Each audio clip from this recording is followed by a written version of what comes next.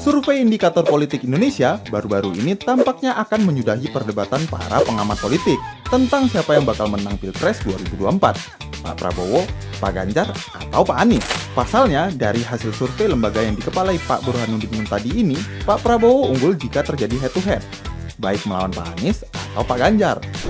Yang menjadi poin penting adalah, dengan unggulnya Pak Prabowo, apakah ia masih perlu sosok cawapres yang memiliki elektabilitas tinggi? Ada 3 ciri cawapres yang dibutuhkan Pak Prabowo jika ingin nyaman memimpin Indonesia pasca terpilih. Pertama, memiliki chemistry satu sama lain. Tentunya cawapres yang sibuk mengkatrol popularitasnya sendiri tak akan dibutuhkan oleh Pak Prabowo. Apalagi cawapres yang masih butuh manual book untuk gimana cara jadi cawapres yang baik dan benar. Bakal lama banget nanti adaptasinya. Kedua, memiliki parpol yang kuat. Dari tokoh-tokoh yang maksain diri untuk maju sebagai cawapresnya Pak Prabowo, jelas saat ini hanya Pak Erlangga. Dia tidak hanya sekedar kader Partai Golkar, tetapi juga sebagai ketua umumnya. Golkar yang saat ini masuk sebagai partai 3 besar di parlemen, tentu bakal memudahkan Pak Prabowo menjalankan pemerintahan jika terpilih sebagai presiden. Ketiga, paham kerja pemerintahan Pak Jokowi.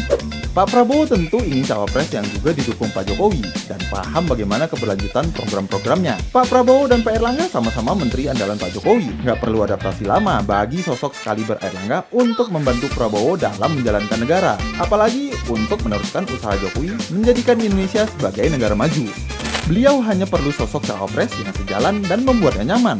Tentunya juga paham mengurusi negara. Nah, Pak Prabowo pilih cawapres yang terus bersaing popularitas dengannya atau cawapres yang memang dibutuhkan untuk menunaikan tugas sebagai kepala negara? Kita tunggu aja ya.